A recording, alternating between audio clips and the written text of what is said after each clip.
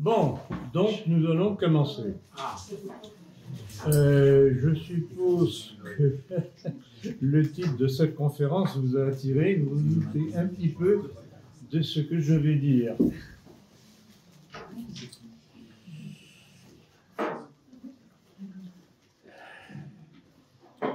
Lorsque Édouard Drummond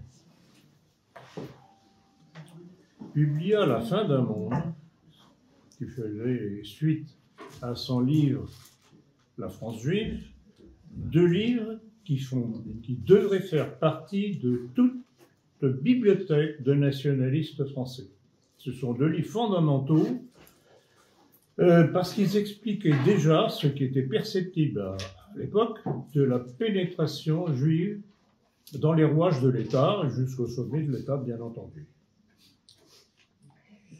Et hélas, malheureusement, les événements allaient lui donner raison dans ses avertissements et se déroulaient jusqu'à aujourd'hui, puisque nous sommes aboutis à 3 présidents juifs de la République successifs.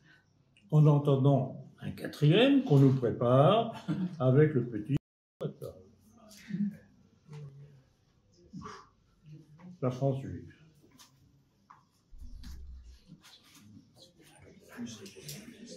Aussi, comment pourrait-on ne pas être surpris, ou plutôt être surpris, de cette haine qui monte dans les médias, du fait de l'évolution de la situation en Ukraine, et surtout celle sur place en Palestine, avec visiblement l'échec en cours de l'intervention d'Israël dans les territoires palestiniens, à Gaza. Cette haine est tout à fait démonstrative et démontre bien que les choses ne se passent pas exactement comme ils le voudraient. Alors nous allons commencer par évaluer la situation en Ukraine. Et on est amené à constater qu'aujourd'hui, l'Occident unipolaire, c'est-à-dire sous la direction des États-Unis et ce qu'il y a derrière les États-Unis, c'est-à-dire ce qu'on appelle le Deep State, l'État profond, pas besoin de vous faire un petit dessin de ce que c'est, il est évident que devant la progression inexorable du rouleau compresseur russe, ils sont mal en point. Et que leur grand projet, et c'est pour ça d'ailleurs que la révolution de Maïdan de 2014 avait eu lieu, leur grand projet est voué à l'échec. Et notamment, ce que Zelensky avait annoncé, d'où la raison justement de la révolution de 2014, le grand projet du Grand Israël. Grand Israël, que l'on devine être de plus en plus nécessaire du fait, justement, de ce qui se passe au Moyen-Orient. Donc, on voit cette rage qui monte dans les médias, dans les chancelleries occidentales, furieuse, désespérée de voir que les choses ne se passent pas comme ils l'auraient voulu. Et d'où, bien entendu, l'acharnement de l'occupant de l'Élysée, qui voudrait que la France se lance dans une guerre contre la Russie pour les beaux yeux de l'Ukraine, et surtout pour les beaux yeux de son coreligionnaire, Zelensky. D'où les milliards dépensés de notre poche sans nous demander notre avis, bien sûr, et l'armement généreusement distribué, et ils voudraient nous faire faire la guerre. Avec quel matériel? Et même avec quelles troupes? Il ne serait que de la chair à canon. Donc voilà la situation que veut nous imposer ce Emmanuel Macron dans cet espoir de quand même aboutir au Grand Israël annoncé.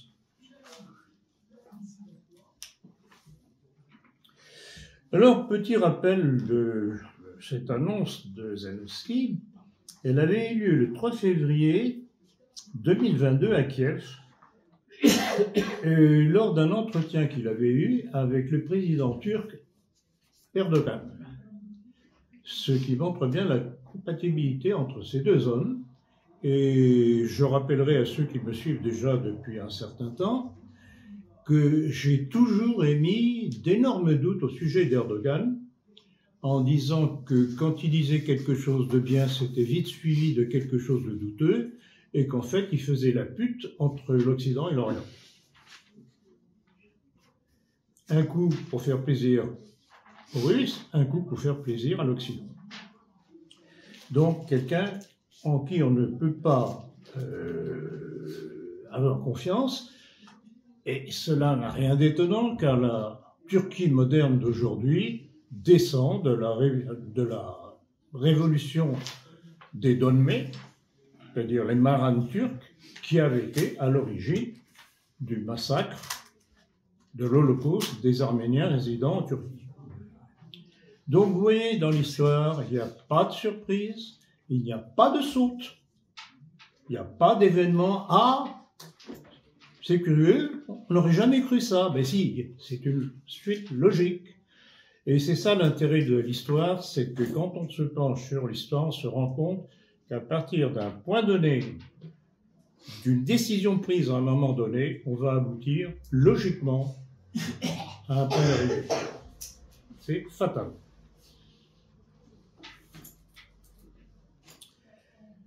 Donc, voilà, en ce qui concerne l'Ukraine, on est devant l'affrontement entre le monde unipolaire qui sent le pouvoir mondial lui échapper et le monde multipolaire que Vladimir Poutine, avec ses alliés, et notamment au travers des BRICS, est en train d'imposer par différents moyens, dont la fameuse politique de dédollarisation des échanges mondiaux, ce que, comme je le répète régulièrement, sonne à terme le glas de la puissance financière américaine. Et qui veut dire puissance financière américaine? Là encore, pas besoin de vous faire un petit dessin, vous savez très bien quelle est cette puissance. Donc voilà. Alors pour en revenir à la situation sur place en Ukraine, je vais donner la parole, si je puis dire, à un ancien officier de la CIA, Larry Johnson, qui, et je cite, estimait que la situation en Ukraine approchait de sa phase finale et que les forces ukrainiennes ne pourront pas éviter la défaite. C'est l'une de ces situations, et notamment la perte d'Avdiïvka, où les forces ukrainiennes subissent une défaite écrasante. Elles n'ont plus de ressources américaines sur lesquelles elles peuvent compter et elles ne disposent plus de troupes. Et Johnson poursuivait, « Je pense que nous avons atteint la fin, car l'Ukraine est vaincue à plusieurs endroits et elle doit retirer ses forces de différentes régions. Les Russes disposent de suffisamment de forces pour exploiter facilement les lacunes des positions des forces ukrainiennes. Les forces ukrainiennes ne disposent pas d'un soutien aérien susceptible de contribuer au combat et leurs sites de lancement de missiles et leurs aéroports sont soumis à de graves attaques. » Ce qui, en clair, veut dire que les Russes détectent très rapidement les points de danger et ils sont immédiatement rayés de la carte. Donc, tout ce que l'Occident peut envoyer comme renfort est très rapidement détruit.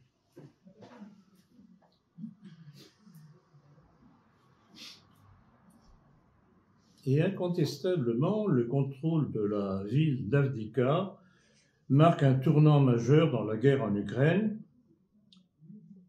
Et c'est une victoire symbolique puisqu'elle est survenue avant le 24 février, date à laquelle la guerre avait été lancée. Pour l'Ukraine, c'est la perte la plus importante depuis Bakhmut en mai dernier. Et l'ancien officier de la Syrie, toujours Larry Johnson, constatait qu'après la perte d'Avdiïvka, où les forces ukrainiennes avaient subi la défaite écrasante, les ressources sont épuisées et ils n'ont plus les troupes nécessaires pour cela. Et d'ailleurs, ça aboutit à une situation mais épouvantable sur place en Ukraine. D'après différents reportages, on apprend que la police militaire ukrainienne interpelle dans la rue les hommes encore valides pour les enrôler de force. Ou bien des descendants dans les restaurants, dans les cinémas, où ils vont chercher les hommes encore valides pour les enrôler. Donc c'est une situation vraiment désespérée pour l'Ukraine, et malgré tout, Zelensky continuait à envoyer ses maigres troupes au massacre.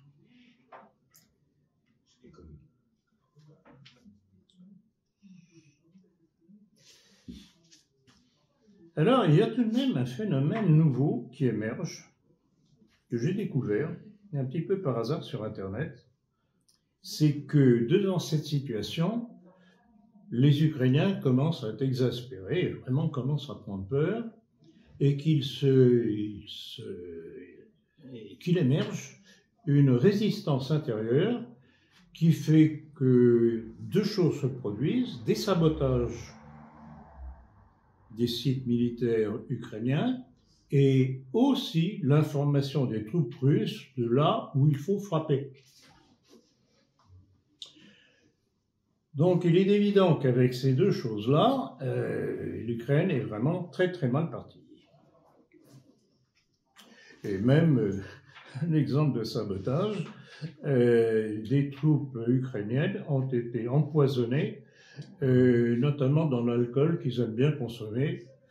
C'est une vieille technique utilisée déjà depuis longtemps, que déjà les Espagnols avaient utilisée contre les troupes napoléoniennes lors des campagnes de Napoléon en Espagne. Il n'y a rien de nouveau, même cela.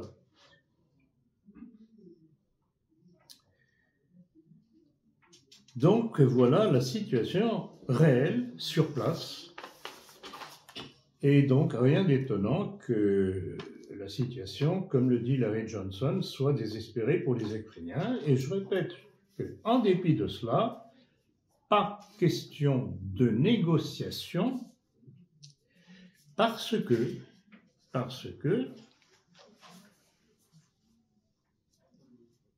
un certain nombre d'investisseurs ont mis leur bille dans l'acquisition de certaines richesses ukrainiennes et qu'ils ne voudraient pas qu'à la suite d'une victoire russe, ils soient dépossédés de ce qu'ils croyaient avoir fait une bonne affaire. C'est la moralité de l'histoire, finalement. Donc, je trouve ça assez amusant à signaler quand même. Et parmi ceux qui avaient acheté des biens ukrainiens, je voudrais citer Cargill, Dupont, Monsanto, Bill Gates, et derrière eux, Vanguard, BlackRock, Blackstone.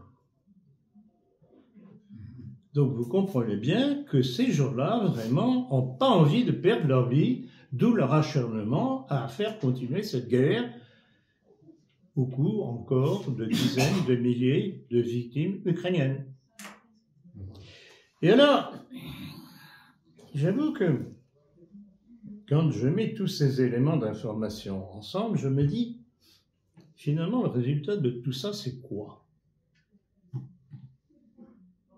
C'est quoi? Le massacre de centaines de milliers d'Ukrainiens chrétiens. Et si on relie ça avec l'annonce faite par Zelensky de la constitution d'un grand Israël, on voit très bien à qui cela pourrait profiter. On fait place vide des chrétiens pour y mettre une autre population. Élémentaire, mon cher Watson.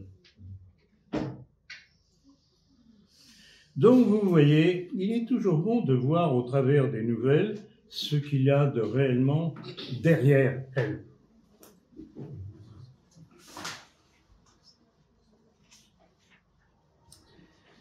Et alors, toujours dans cet effort pour soutenir l'Ukraine, vous savez qu'il y a des accords maintenant, notamment les accords signés par Macron, qui voudraient nous faire acheter les produits ukrainiens, notamment le blé.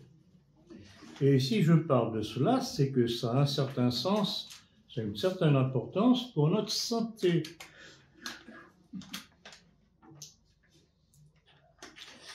Car, petit rappel, le blé ukrainien est bourré de toxines et de pesticides. Mais il faut le consommer pour aider financièrement l'Ukraine, voyons. Et d'ailleurs, cette toxicité des produits ukrainiens est telle qu'en 2023, les autorités slovaques avaient interdit la vente du blé ukrainien, des niveaux élevés de pesticides et de toxines ayant été détectés. Et on a eu dernièrement une nouvelle preuve de cette toxicité par une information polonaise. C'était la constatation d'oiseaux morts pour avoir mangé du blé ukrainien qui s'était déversé des wagons. Donc voilà, tout pour l'Ukraine, non seulement au détriment de nos finances, puisqu'on ne nous demande pas notre avis, mais aussi au détriment de notre santé.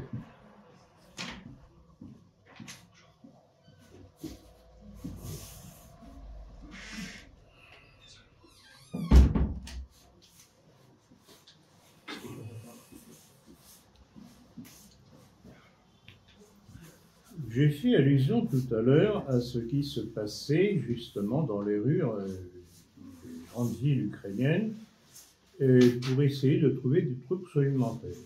Et voilà cette situation, ce témoignage.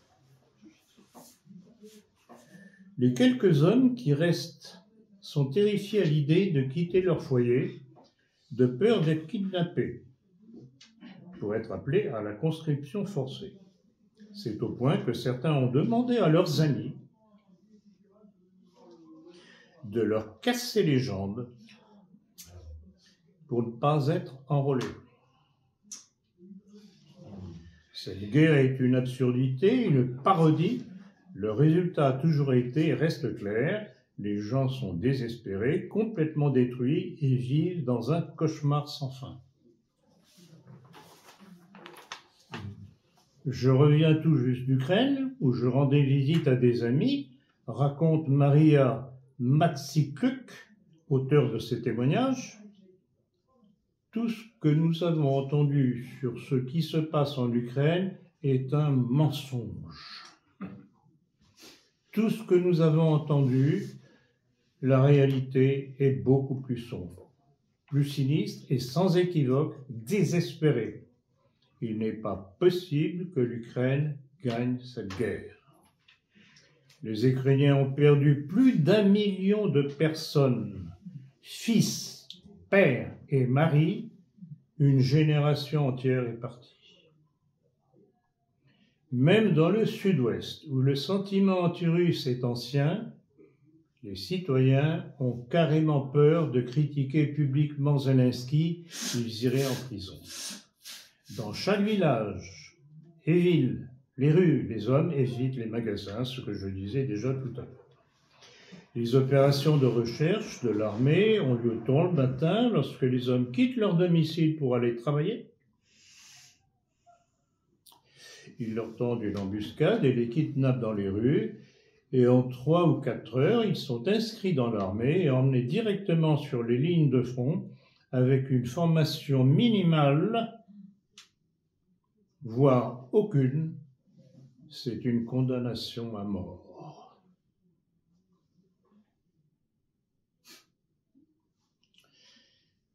C'est de pire en pire chaque jour. les mères et les épouses se battent becs et ongles avec les forces armées, implorent pour que leurs hommes ne soient pas enlevés, elles tentent de les soudoyer, ce qui fonctionne parfois, mais la plupart du temps, elles se heurtent à des violences physiques et à des menaces de mort. Pire encore, certains ont été amenés à croire qu'une fois les forces ukrainiennes épuisées, les soldats américains les remplaceraient pour gagner la guerre. La guerre n'a servi à rien, c'est une parodie. Donc, ce texte est intéressant parce qu'il confirme ce que j'ai pu trouver par d'autres sources. C'est exactement la même description de la réalité sur le terrain.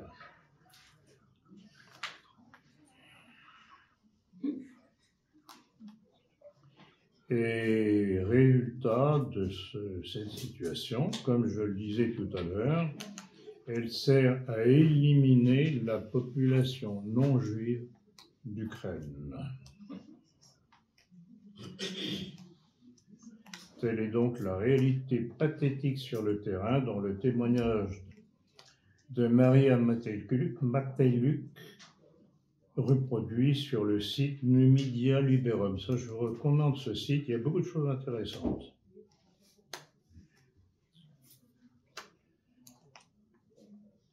Et c'est dans ce contexte, du début de l'effondrement apocalyptique de l'Ukraine, qu'Emmanuel Macron a voulu intervenir. Sa déclaration du 26 février dernier, faite à l'issue d'une conférence sur le soutien apporté à l'Ukraine, annonçant l'éventualité d'envoi de troupes en Ukraine,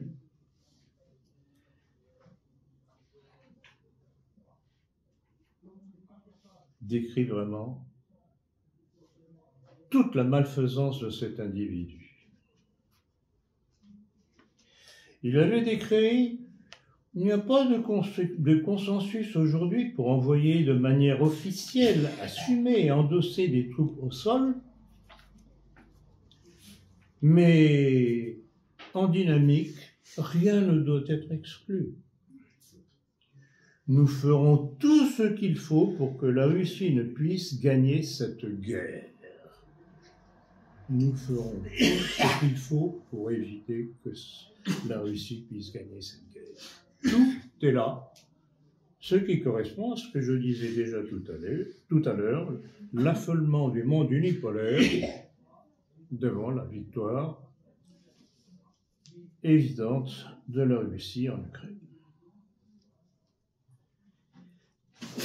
Alors, ce qu'il y a tout de même de réjouissant, c'est que cette déclaration guerrière du coq-quelé élyséen a immédiatement été moquée par les grandes chancelleries occidentales qui préféraient continuer à envoyer subrepticement des ressources en matériel et en argent à l'Ukraine pour continuer la guerre par procuration plutôt que d'envoyer leurs boys. Ils sont plus économiques du sang des leurs que Macron du sang des Français. Donc elles n'ont pas apprécié d'être bousculées dans leur hypocrisie par Emmanuel Macron. Alors en France, ça a été un concert tout de même d'étonnement et d'effroi devant cette annonce absolument délirante.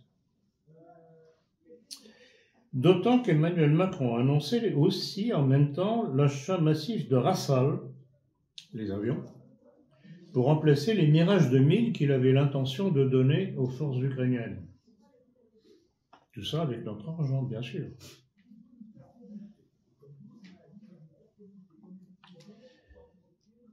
Et si on rapproche cette déclaration de Macron de cette information, de cette déclaration du secrétaire général de l'OTAN, Jens Stoltenberg, autorisant l'Ukraine à frapper des cibles à l'intérieur de la Russie, avec les F-16 américains qui venaient d'être livrés, il est évident qu'on se dirige directement vers la Troisième Guerre mondiale.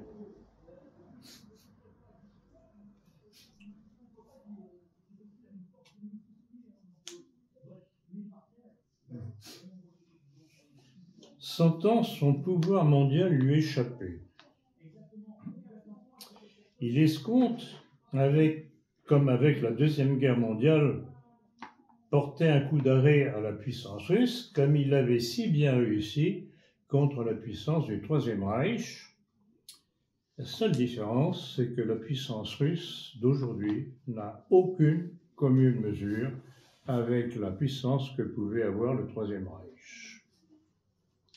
Et c'est là qu'ils font un faux calcul, d'où la situation désespérée dans laquelle ils sont.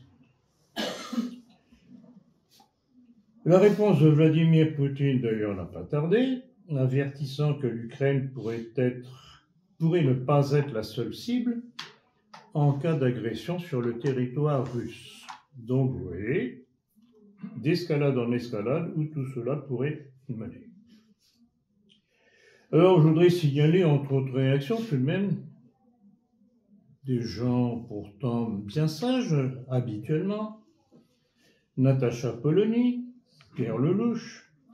Alors, Polony écrivait dans Marianne.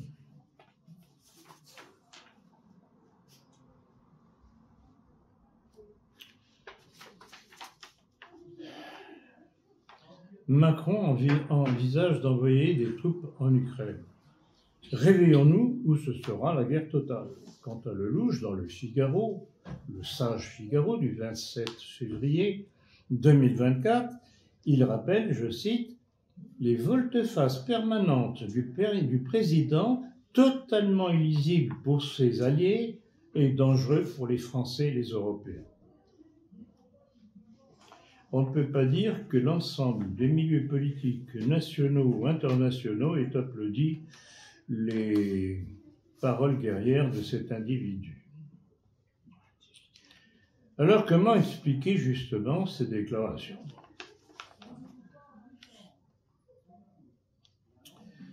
Soit il l'a fait comme sur d'autres sujets pour montrer qu'il existe sur la scène internationale, soit c'est un ballon d'essai dont il aurait été chargé par ses maîtres mondialistes pour tâter l'opinion publique et voir les réactions. Soit, et sans doute peut-être plus proche de la réalité encore, pour faire oublier son désastre au salon de l'agriculture et détourner l'attention des Français de la situation économique désastreuse de la France dont il est le premier responsable.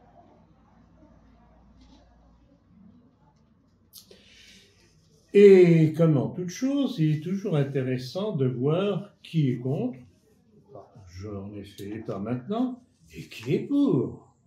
Aussi, vous n'allez pas être surpris que je vous dise que, bien entendu, tout ce que la France compte d'entités juives et autres ont applaudi. Bien sûr, voyons.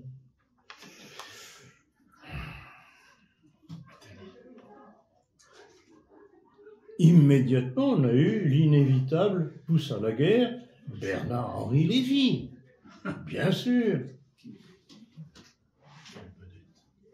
Raphaël Glucksmann, bien sûr. Et jusqu'au président de Reporters sans frontières, Robert Ménard, mais celui-là on est habitué, il est toujours à plat ventre, toutes les reptations possibles devant le dictat juif. Bien sûr.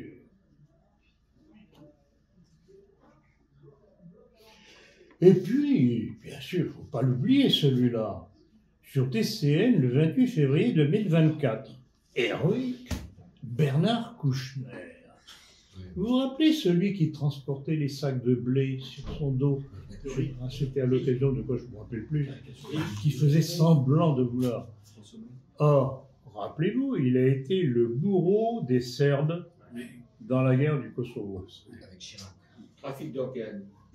Et les trafics d'organes, au bénéfice de qui? D'Israël. La maison jaune. Comment on s'y retrouve? Et voilà ce qu'il disait, donc, le 28 février 2024, héroïque, c'est pas lui qui va aller se battre, qui a affirmé sa volonté que la France entre en guerre contre la Russie avec des troupes au sol. Donc voilà. Les clans sont bien fixés, on sait qui est qui, et c'est bon à savoir. Ça ne nous surprend pas, nous, on est vaccinés depuis longtemps. Donc voilà. C'est l'acharnement de l'Occident à Juvet pour soutenir, quoi qu'il en coûte au pays, pour soutenir l'Ukraine, toujours dans le but du Grand Israël.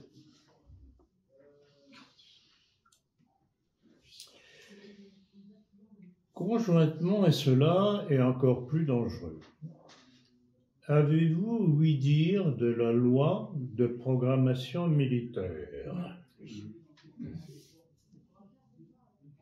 Dans son article L. 2212, alinéa 1.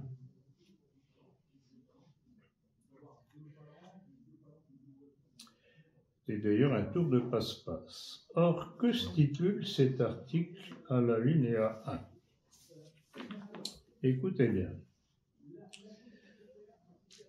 En cas de menace actuelle ou prévisible, pesant sur les activités essentielles de la vie de la nation, à la protection de la population, à l'intégrité du territoire ou à la permanence des institutions de la République, ou de nature à justifier la mise en œuvre des renseignements internationaux de l'État en matière de défense, la réquisition de toute personne, physique ou morale, et de tous ses biens, et les services militaires pour y parer, peuvent être décidés par décret en Conseil des ministres.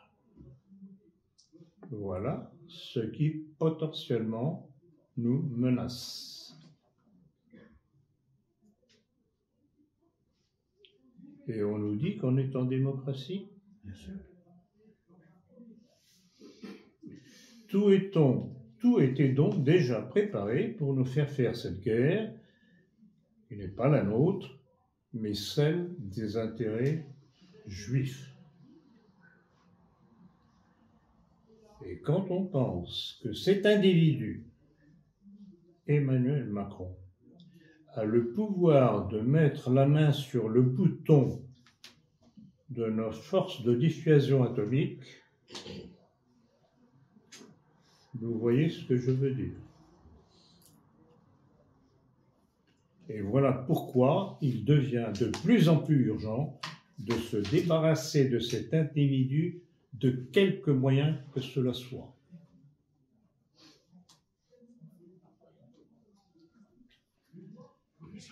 Venons-en maintenant au deuxième volet de cette conférence, celui de la guerre génocidaire d'Israël en Palestine occupée.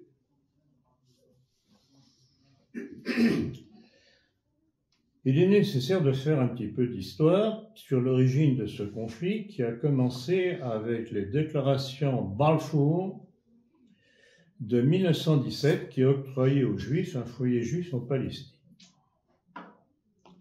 Or, il faut le remarquer, dès le début, dès l'émergence de l'État juif qui allait en découler, cela allait s'accompagner de meurtres,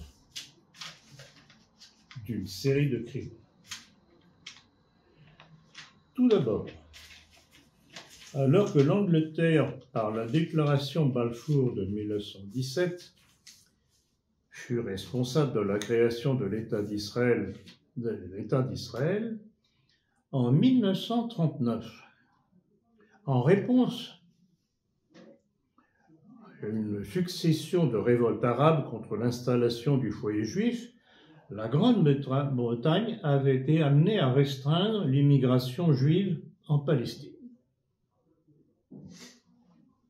Ce qui évidemment avait profondément déplu aux Juifs.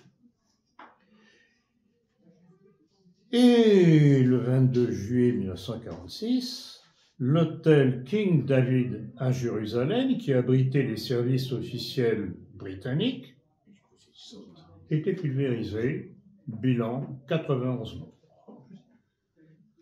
Nouveau crime de l'entité juive.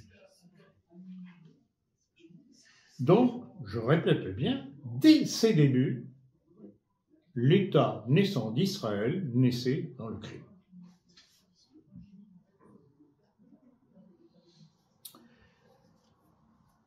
Et cet attentat allait être suivi de l'assassinat en septembre 1948 du comte Folke Bernadotte, qui était le médiateur de l'ONU pour la Palestine, pour trouver une entente entre les deux communautés. Là encore, ce qui déplaisait formellement aux Israéliens, et qui allait être assassiné. Déjà, il avait été l'objet de menaces de mort de la part du LEI, qui est un groupe terroriste israélien.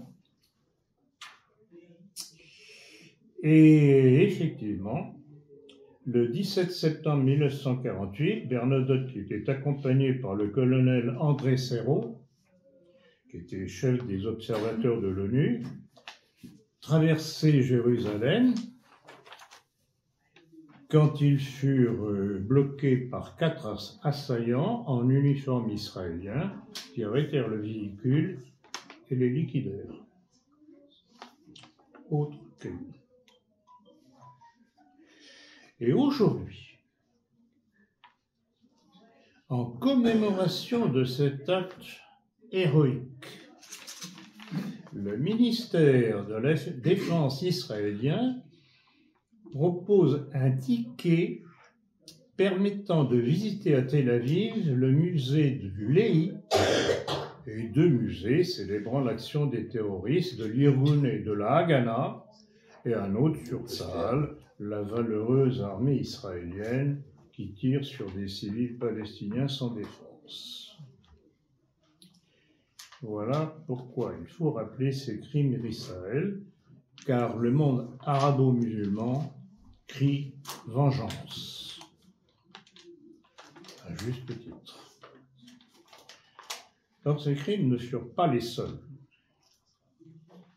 C'est dans ce contexte qu'il faut rappeler, pour étrange que cela soit, que le Hamas, dès son émergence, fut favorisé par Israël, mais simplement en vue de faire contrepoids à l'autorité palestinienne de Yasser Arafat. Et c'est un ancien diplomate israélien qui révèle la chose et qui met les choses au point. Avi Primor, qu'il explique dans I24 News, I étant Israël, hein, c'est pas information, I24 News. Petite nuance. Déclarait ceci: c'est le gouvernement israélien, c'est nous qui avons créé le Hamas afin de créer un poids contre le Fatah à l'époque. Nous n'avons pas pu prévoir ce que cela allait devenir, mais c'est notre création. Ainsi, de là à dire, comme disent certains, que le Hamas est un agent d'Israël, il y a quand même un abîme. Par contre, et je l'ai déjà fait observer à plusieurs reprises, y compris dans des entretiens avec mes collaborateurs, il faut s'étonner qu'Israël n'ait rien vu venir de l'attaque du 7 octobre. Comme c'est curieux. Ah, pourtant, les renseignements israéliens sont réputés être les meilleurs du monde. Et puis aussi, ils avaient quand même été prévenus par l'Égypte. Or, il faut savoir ce que beaucoup ignorent, c'est que le président Al-Sisi est juif par sa mère. Ceci expliquant cela. Alors, ils étaient prévenus. Pourquoi n'ont-ils pas réagi? Pourquoi Israël a laissé faire l'attaque du 7 octobre?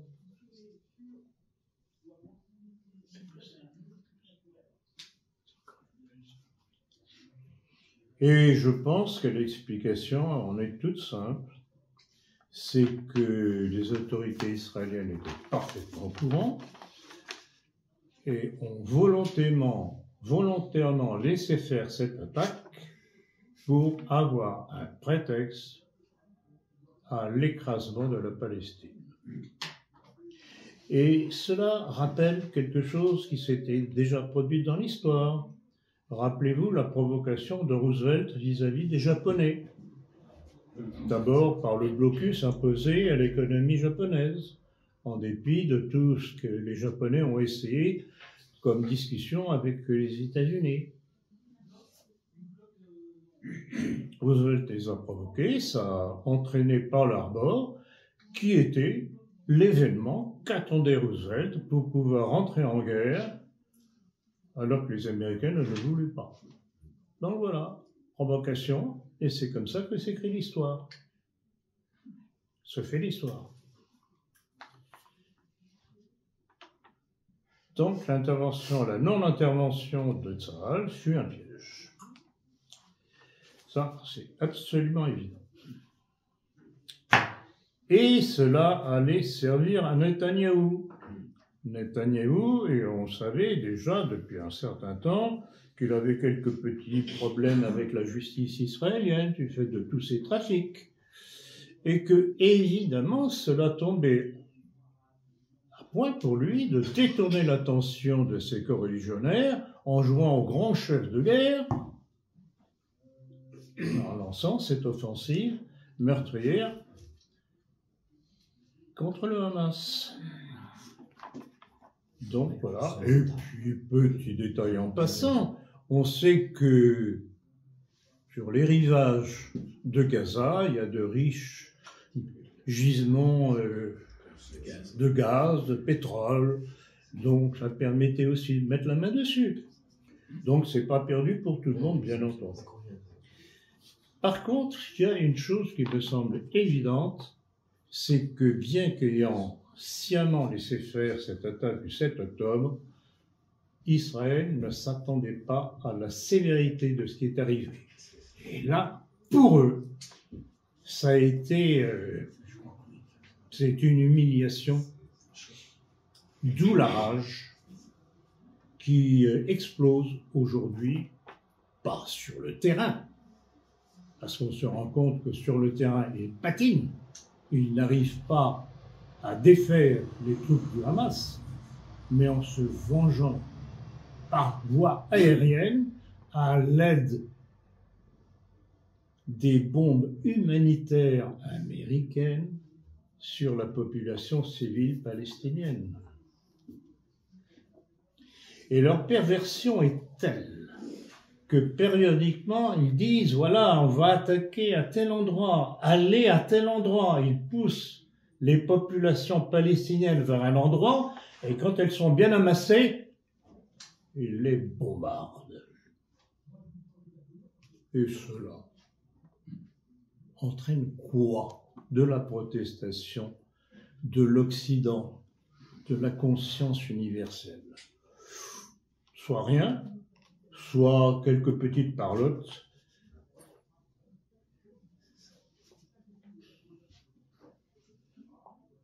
Tel est l'Occident. Alors, on peut être surpris, certains ont pu être surpris de cette opération. Rappelez-vous du nom de l'opération, déluge al-Aqsa. Pourquoi al-Aqsa? C'est que cela faisait allusion aux souillures répétées de cette mosquée de la part de colons juifs restés impunis. puis cela exprimait aussi la rage des entités palestiniennes, et notamment du Hamas, devant tous les crimes accumulés d'Israël depuis des années, tous les massacres qu'il y avait eu. Je vais vous en donner un petit résumé. Le massacre de Tantura en mai 1948, dont Joseph Diamond, ex-officier de Tsahal, se vantait, ont brûlé les populations à coups de lance-flammes. Trouvez ça sur YouTube du 15 octobre 2023. Je n'invente rien. Vous savez très bien, je n'invente jamais rien. Tout ce que je dis est toujours référencé. Donc, au sujet de Tantura, il faut savoir que Tantura fut l'un des 500 villages rasés par l'armée israélienne en 1948, qui poussa hors de chez eux près de 750 000 villageois. L'ampleur de la tuerie ne fut révélée qu'en janvier 2022 par le film de l'Israélien Alan Schwartz au festival de Sundance dans l'Utah, donc aux États-Unis. Alors je ne sais pas s'il l'a fait par honnêteté intellectuelle ou pour s'en réjouir. Ça, je n'ai pas réussi à le savoir. Et l'information est intéressante. Et puis le massacre de Chabrai-Chatila, qui est un peu mieux connu d'ailleurs. En 1982, par les phalangistes libanais. Oui, mais sous la direction de Tsahal. Ce qui change tout. Et on trouve cette évocation à la description dans le livre de Pierre Péan, dans son livre Sabra et Shatila, retour sur un massacre. Le site humanitaire Human Rights Watch avait dénoncé à l'époque le rôle d'Ariel Sharon dans ce massacre et regrettait qu'il soit décédé sans avoir eu à répondre de son crime. Même une enquête israélienne de l'époque avait conclu à la responsabilité de Sharon, qui par son ordre du 15 septembre 1982 avait envoyé Tsahal et les phalangistes libanais, je pense que c'était Samir Jaja à l'époque qui dirigeait ça, le grand ami de Bernard Anthony, entre parenthèses, mener ces opérations de nettoyage du 16 au 18 septembre 1982 dans les camps de réfugiés palestiniens. Selon le renseignement militaire israélien, 700 à 800 civils furent tués, mais selon d'autres informations, notamment celle de Pierre Péan dans son livre, plus de 2000 civils palestiniens, je dis bien civils palestiniens, furent tués. Et parmi les victimes figuraient indifféremment des bébés, des enfants, des femmes enceintes, des personnes âgées, et les corps de certaines victimes avaient été mutilés.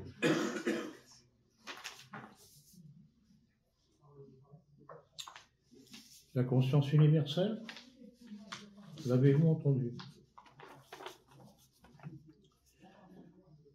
À l'époque, Djibril Rachoub du Fatah, le mouvement de Yasser Arafat, avait déclaré que Sharon était un criminel responsable de l'assassinat d'Arafat et nous espérions qu'il comparaisse devant la Cour pénale internationale comme criminel de guerre.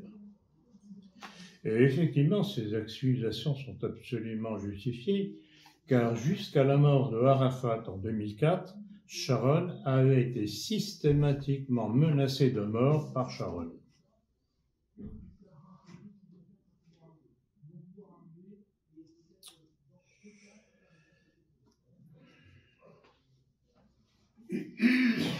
Donc, voilà quelques éléments pour apprécier la situation sur le terrain.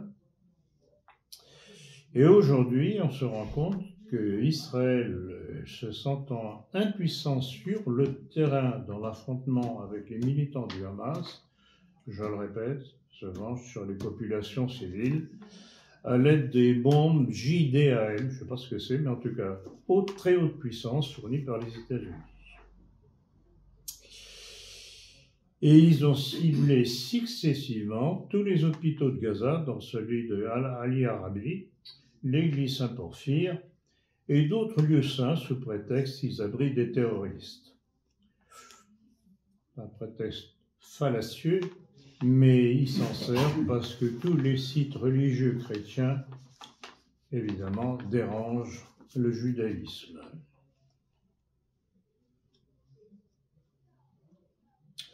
Et alors, surcroît de barbarie de la part d'Israël, ils bloquent par leur bombardement l'arrivée de toute aide humanitaire à Gaza. Et dernièrement encore, une aide humanitaire qui avait réussi à passer, les malheureux qui attendaient cette aide humanitaire ont été mitraillés par l'armée israélienne. Des monstres. Alors, cela a entraîné certaines réactions, j'en ai pris quelques-unes, notamment il y en a une qui est significative de cette indignation qui croît à travers le monde.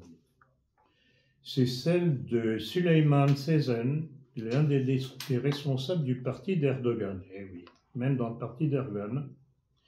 Et voilà ce qu'il avait affirmé. Que Dieu accorde sa miséricorde à Hitler. Une fois que le monde sera purifié des Juifs, il y aura la paix.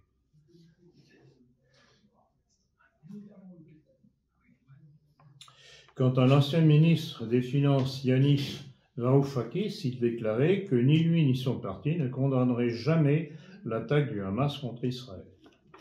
Alors, pourquoi est-ce que je vous donne ces quelques citations, si ce n'est pour montrer le point d'exaspération qui se développe partout dans le monde devant les crimes d'Israël. Et comme je le répète souvent, Israël est totalement inconscient que par sa politique absolument inhumaine, ils sont en train de créer leur propre tombe. Et dans ce contexte,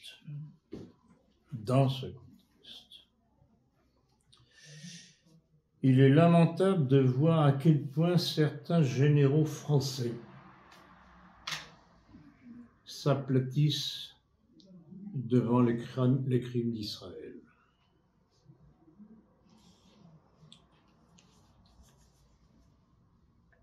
Pour le général Desportes, alors je ne sais pas si son nom vous dit quelque chose, mais dans les affaires ukrainiennes, il est régulièrement invité sur les plateaux de télévision pour critiquer l'action de Vladimir Poutine en Ukraine et défendre bien entendu les Ukrainiens. Et alors, sur l'histoire de Palestine, il a déclaré que la destruction de l'hôpital Al-Ali Arabi à Gaza ne peut être une action délibérée d'Israël. Mais bien sûr. Quant au général Martinez, il n'emboîtait pas la version israélienne, mais le pire de tout ce que j'ai pu trouver à ce sujet-là, général Dubois, qui assurait à l'encontre de la sinistre réalité, je cite, « D'une façon générale, les Israéliens prennent des précautions pour épargner les populations civiles. » Il y a de quoi hurler. Donc exit les bombardements israéliens sur les populations civiles palestiniennes sans défense. Pour lui, elles n'existent pas.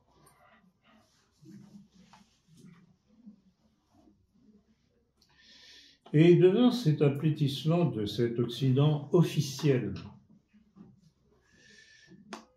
je voudrais citer ce texte du rabbin Ron Shaya. Encore un. Enfin, on le connaît déjà. C'est pas la première fois que je le cite. Qui est inconscient déclaré la guerre mondiale entre Gog et Magog ou guerre limitée au Proche-Orient. Les prophéties citent la guerre finale qui verra l'avènement du Mashiach. Israël vivra et Israël vaincra, la Géoula est proche.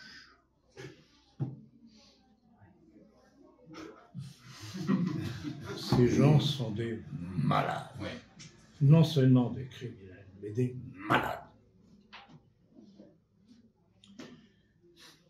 Et cette paranoïa allait être confirmée, je l'ai déjà citée, mais il faut la reciter tellement elle est significative, cette déclaration de Netanyahou. Nous sommes le peuple de la lumière. Eux, les non-juifs, sont les peuples des ténèbres. Vous sucerez le lait des nations et leurs richesses vous parviendront. Alors Israël resplendira de la lumière de Yahvé et une sombre brune recouvrira les nations. Est-ce que ce texte ne vous rappelle pas des citations que j'ai déjà faites du rabbin Baruch Lévi ou d'Adolphe Isaac Crémieux? Vous savez, celui du célèbre décret Crémieux, et puis accessoirement président fondateur de l'Alliance israélite universelle. Ils disent la même chose, la même obsession, mettre la main sur les richesses des goïms plutôt. C'est leur obsession.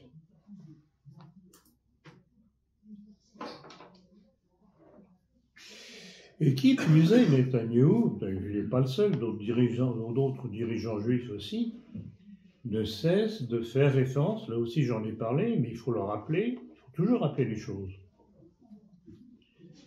qui font régulièrement référence aux livres les plus violents de la Bible hébraïque, dont le livre de Josué. Vous prenez le génocide, ou encore celui de Esther, qui se réjouissait, ou qui se réjouit plutôt, du massacre de 700 000 Perses. Donc vous voyez, dans l'histoire juive, le meurtre des autres est historique, constant.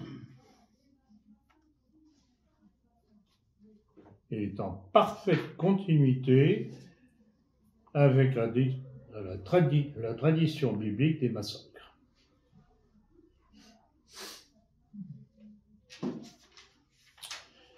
Alors, pour en revenir à la situation sur le terrain, je voudrais citer cette réflexion de Vladimir Poutine. C'était suite à l'envoi de l'US Navy, des porte-avions, au large d'Israël pour soutenir Israël éventuellement. Et Poutine faisait cette petite remarque, ce petit avertissement, l'air de rien. Il disait, il y a des gens là-bas qui n'ont plus peur de rien. Si l'actuelle explosion de violence au Moyen-Orient s'étend au-delà des territoires palestiniens, les conséquences pour le monde entier pourront être très graves. On est en train de s'y diriger, puisque, comme vous le savez,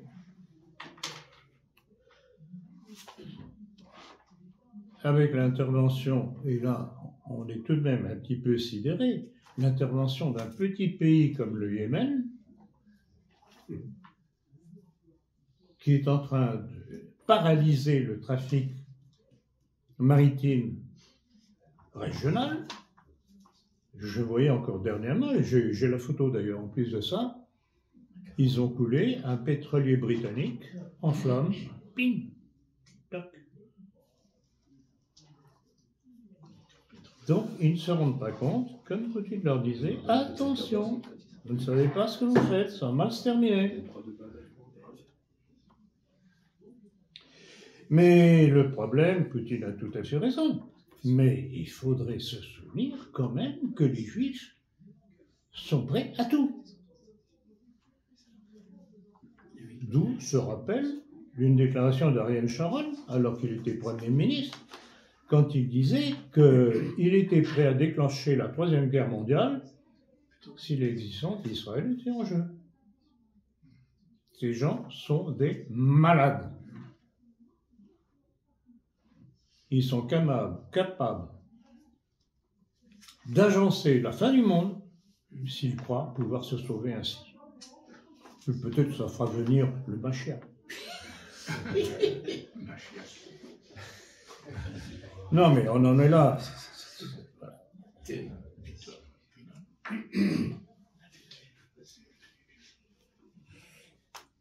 Mais il est toujours intéressant de voir tout de même au jour le jour les informations qui surgissent dans la presse. Certaines d'ailleurs ne durent pas longtemps parce qu'elles sont dérangeantes et pour ça il faut les saisir rapidement. Bon, cette information, c'est que j'ai trouvée dans Le Point du 23 octobre, qui déjà à l'époque signalait, je cite, la chaotique évacuation des populations israéliennes frontalières de Gaza à portée de roquettes au nord et au sud du pays vers des zones sécurisées. Or, c'est toujours le cas, ce qui montre bien que le Hamas a toujours les possibilités de frapper le territoire israélien. Et puis, il n'y a pas que ça. Il y a l'entrée en action du Hezbollah, qui est cité encore par ce site que je citais tout à l'heure, Numidia Liberum, du 25 octobre. Citation d'ailleurs que je n'ai pas trouvée dans nos médias, qui disait ceci. Un rayon de 450 km suffit pour couvrir l'ensemble du pays, c'est-à-dire Israël. Donc, Tel Aviv ou Haïfa, qui abrite plusieurs infrastructures essentielles. Et il signalait entre autres que deux bases, ça aussi je l'ai signalé, mais c'est intéressant de le rappeler, deux bases israéliennes de guerre électronique ont été prises par le Hezbollah, saisissant pour 20 milliards de dollars de matériel.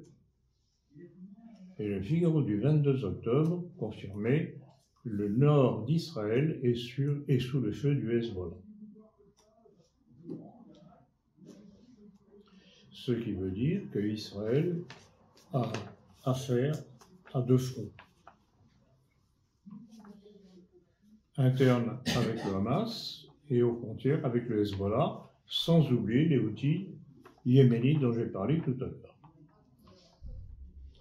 Donc les choses sont tout de même très très mal engagées et tels sont les affres de la guerre que les Israéliens découvrent alors qu'ils se croyaient à l'abri des représailles.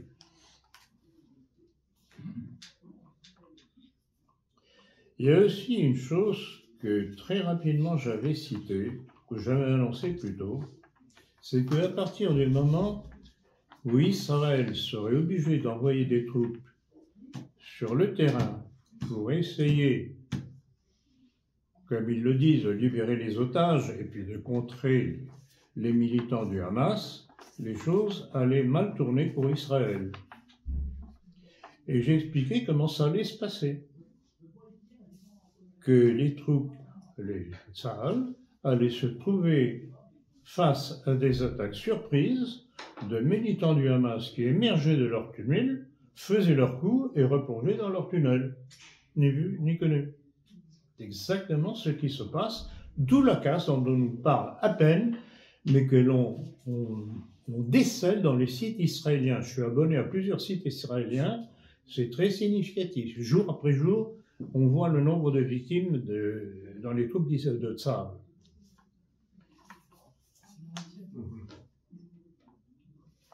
Donc voilà, sur le terrain, ça se passe mal, d'où leur vengeance par les airs sur les populations civiles.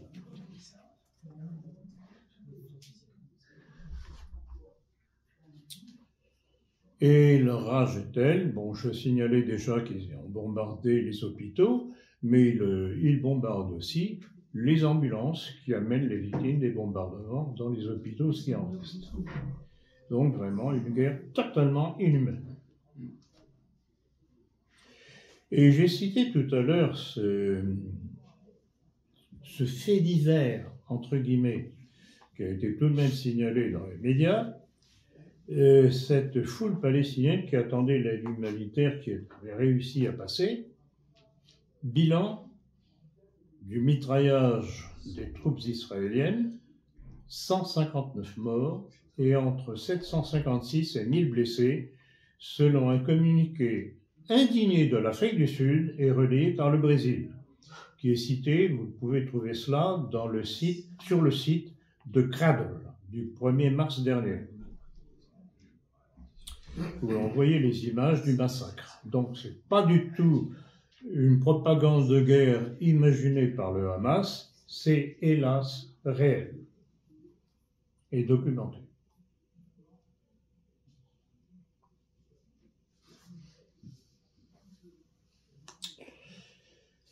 Alors tout de même, il faut constater que, heureusement, devant les atrocités continuelles d'Israël, de plus en plus de pays à travers le monde coupent leurs relations commerciales avec Israël, pour le plus grand dommage de l'économie israélienne d'ailleurs.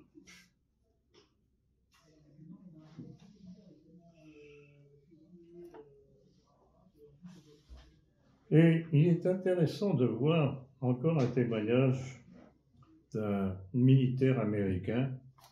C'est l'ancien commandant du commandement central américain, le général Frank McKenzie, qui qualifiait le succès d'Israël dans la réalisation de ses objectifs à Gaza de très limité.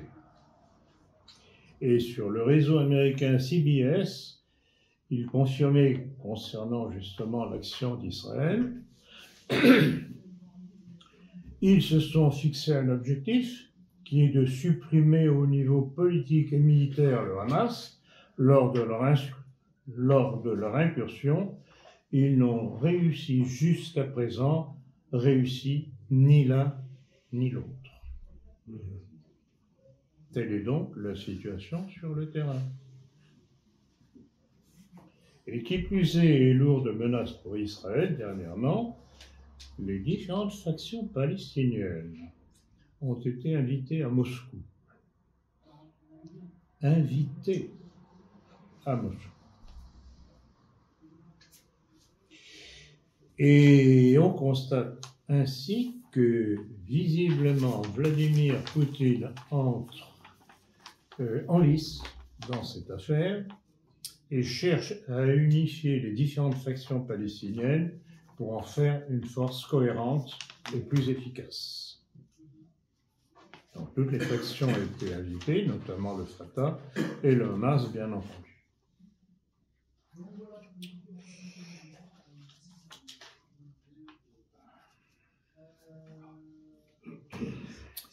Et comme on pouvait s'y attendre, immédiatement l'ambassadeur d'Israël à l'ONU, Gilad Erdan, allait assimiler la Russie au Hamas pour avoir accueilli ces structures palestiniennes à Moscou. Et haineusement pour se venger, il annonçait qu'Israël allait fournir un système d'alerte précoce contre les missiles à l'Ukraine, qualifié bien sûr d'allié d'Israël. Alors cela marque clairement la fin de la relation ambiguë que l'on a toujours constatée de la part de Vladimir Poutine par rapport à l'État d'Israël. C'est une chose qui m'a toujours surprise, et notamment de laisser faire sans réaction les attaques israéliennes sur la Syrie, sous prétexte de bombarder des positions iraniennes. Ça m'a toujours surpris. Donc apparemment, cela semble marquer un début de réaction par indignation de la position israélienne. Il ne faut pas exagérer. Évidemment, Israël est compatible avec l'Ukraine juive de Zelensky. Mais la position de Vladimir Poutine est parfois déroutante. Ça nous surprend. Mais pas oublier que c'est un slave.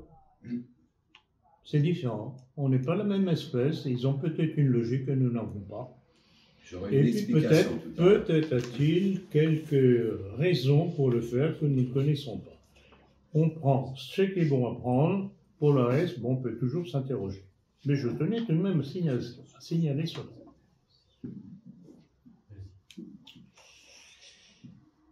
Et alors, devant cette situation visiblement désespérée, non seulement en Palestine, mais comme je l'ai signalé tout à l'heure en Ukraine, il faut voir cette déclaration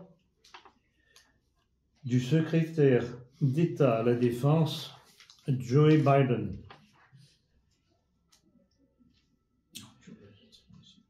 Si l'Ukraine tombe, je crois sincèrement que l'OTAN combattra la Russie. Et on retombe dans ce que je disais tout à l'heure. Tel que les choses sont plantées, on va vers la Troisième Guerre mondiale.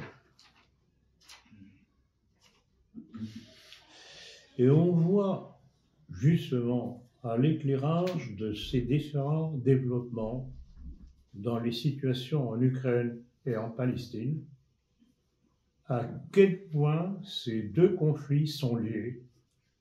Ce sont deux guerres juives.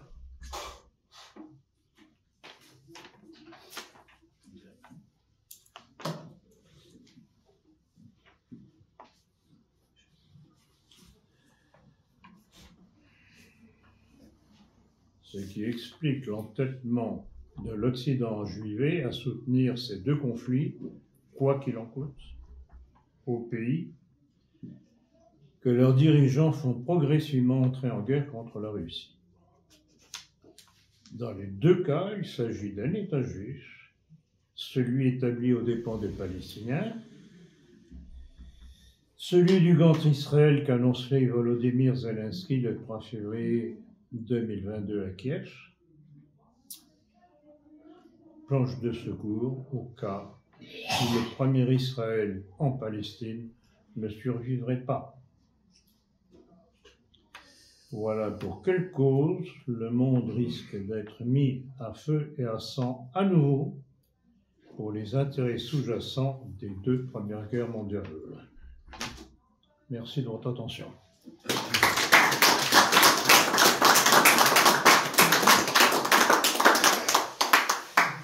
Petite question. Bien entendu. Est-ce que vous pouvez nous toucher un petit mot de l'affaire Navalny en Russie? Navalny, celui qui... C'est un non-événement. Navalny ne représentait strictement rien du tout. Les dernières élections dont j'ai connaissance, il représentait... Il faut voir l'exploitation qui en est faite. Mais bien entendu. Qu'il ait été liquidé, j'en suis sûr. Mais pas par celui qu'on accuse. C'est tout l'intérêt de l'Occident de liquider le Navalny pour faire porter le poids sur Poutine. Il avait des problèmes cardiaques. À qui profite le crime. Il n'avait aucun danger pour le pouvoir en Russie. Aucun. Ça va? Ça vous satisfait? J'aurais aimé qu'on s'étende un peu plus là-dessus, mais bon... Que quoi? Sur l'affaire Navalny, son ex-femme en particulier, par exemple, Oui. qui se trouvait à Munich là, pour une conférence, je crois. Et qui a C'est joué pas à la ça, veuve c'est pas ça éplorée. l'important, c'est ce qu'il y a derrière sa disparition, derrière son assassinat. Donc je vous répète, à qui profite le crime? Ça ne peut profiter qu'à l'Occident pour en accuser Poutine. Il n'avait aucun intérêt, je vous dis, il n'avait aucun point. Donc pourquoi le tuer, franchement? Oui, bien sûr, oui. Oui. Non, mais c'est sûr que bon, Navalny, finalement, il faisait des scores extrêmement réduits, par exemple, dans les élections. C'est des non-scores. Donc, ça n'avait aucun... Non, je dirais, mais froidement, cyniquement, aucun intérêt. Enfin, il semblerait quand même qu'on a des informations qui montrent qu'il avait des problèmes cardiaques qui remontent à des années. Oui, et qui seraient peut-être mort, il n'était pas... tout simplement de mort naturelle. Mais oui, ça peut être tout à fait naturel, exactement, alors qu'on l'ait peut-être un petit peu aidé. Hein. Tout est possible. Oui, mais bien sûr. effectivement, c'est bien de rappeler Mais c'est pas la Russie, ça c'est clair. Vous savez, les gens peuvent mourir brusquement, ça peut arriver. Et alors, pour la Russie, bon, la communauté juive est quand même assez importante en Russie, même s'il y en a beaucoup qui ont quitté la Russie. oui, Et elle a une influence encore et à mon avis, considérable. c'est l'une des raisons de la prudence de Poutine Ben voilà, dans, il est les obligé questions, de dans la dégager question cette juive. communauté, Tout à fait. d'une certaine façon. Mais Tout à fait. d'autre part, il a dit, bon, ben, les Juifs, ils peuvent faire ce qu'ils veulent en Russie, dans la manière, s'ils respectent, s'ils ne portent pas atteinte à l'État russe. Exactement, c'est ça le fondement de sa politique. Et d'ailleurs, c'est très sage de sa part. Il les met pas dans des camps de concentration, comme a fait un certain Adolphe. Il les tient. Vous êtes sage, ça va. Vous n'êtes pas sage. Je sais. Je suis entièrement d'accord avec cette stratégie. Merci. Quand, dans votre conclusion, vous évoquez les facteurs à l'origine des Première et Deuxième Guerre mondiale, est-ce qu'aujourd'hui, un autre élément dont vous avez parlé au début, c'est-à-dire l'existence, l'émergence et le renforcement des BRICS, ne va pas peser dans la balance, les BRICS ont dit qu'ils ne seront jamais une alliance militaire. Est-ce que l'OTAN n'est pas condamnée de facto maintenant? Si Trump arrive au pouvoir, il n'y a plus d'OTAN, et bon, on arrive à... Parce que la Troisième Guerre mondiale, aujourd'hui, de l'OTAN, il n'y a plus de munitions ici. Les Chinois le savent, tout le monde sait qu'il n'y a plus de munitions en Europe. Donc il ne peut pas y avoir une guerre sans munitions. Et Poutine a joué la montre, et patiemment, et maintenant, c'est le rouleau compresseur qui va prendre toute l'Ukraine. Exactement. Et Odessa, et il va contrôler toute la mer. Exactement. De toute façon, Poutine a tout intérêt à fatiguer l'Occident. Il l'use, il l'épuise. L'Occident envoie des milliards et des milliards, envoie son matériel. Vous avez vu dernièrement des déclarations d'entités officielles américaines et de Stoltenberg, dont je parlais tout à l'heure, qui déclarent « mais on n'a plus de munitions à fournir ». Parce qu'ils veulent garder tout de même ce qu'il leur reste. Donc, Poutine n'a pas du tout intérêt à... De toute façon, de l'autre côté, ils ne veulent pas entendre parler de dialogue en vue de la paix. Ils sont acharnés à ça pour les raisons que je vous ai données, puisqu'ils ont acheté des biens en Ukraine, qu'ils ne veulent pas perdre leur vie. Le problème,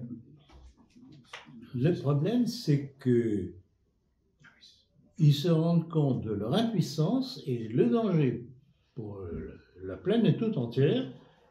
Est-ce qu'ils vont faire le pas de plus qui va déclencher la Troisième Guerre mondiale ou pas?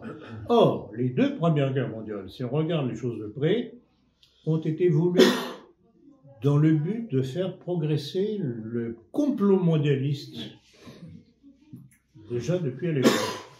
Il y a deux situations que j'avais données de francs-maçons de l'époque disant que la victoire des démocraties donc, dans le conflit de 14-18 serait la victoire de la maçonnerie. Or, qui dit maçonnerie dit évidemment complot judéo-maçonnique, complot mondialiste. Donc, dès le début, les deux conflits mondiaux ont été faits, déclenchés en vue de cela. Et avec la Deuxième Guerre mondiale, c'est encore plus flagrant. Donc voilà, tout est là. Donc, et c'est pour ça que Poutine, finalement, peut surprendre en étant apparemment trop prudent. Mais je crois qu'il a tout de même une bonne connaissance de l'histoire et il veut essayer d'empêcher justement cette Troisième Guerre mondiale. Donc il essaye d'épuiser l'Occident jusqu'à moment où l'Occident ne pourra plus décider cette Troisième Guerre mondiale ou alors c'est le suicide. Le suicide. Attendez, je crois que monsieur a été plus rapide. Vous après.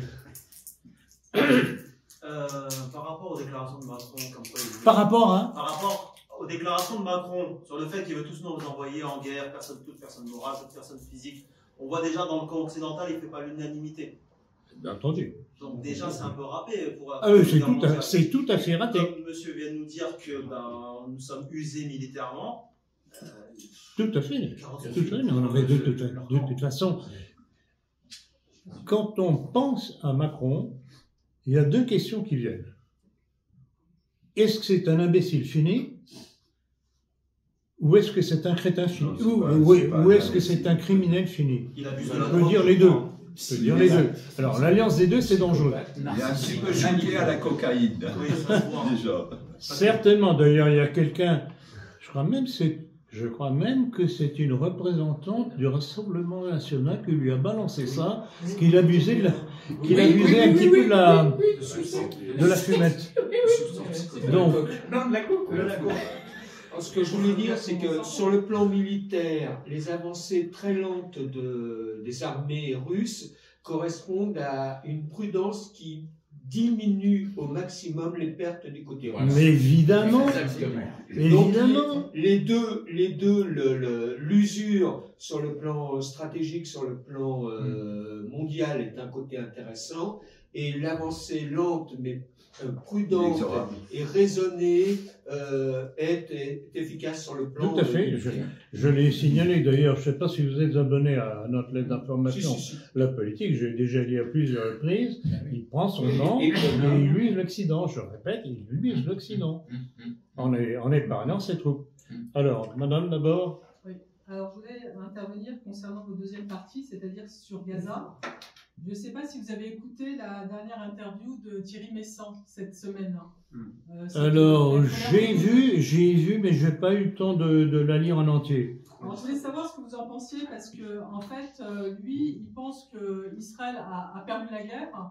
Israël a perdu la guerre et que les États-Unis sont en train de lâcher, à ce que j'ai compris, Oui, en train de lâcher oui. Israël pour deux choses. C'est-à-dire que Madame Victoria Nandé, je ne sais pas comment ça s'appelle. Oui. A été virée, en fait. Oui, a été tout virée. à fait. Bon, voilà. Oui. Et apparemment, c'est une démission.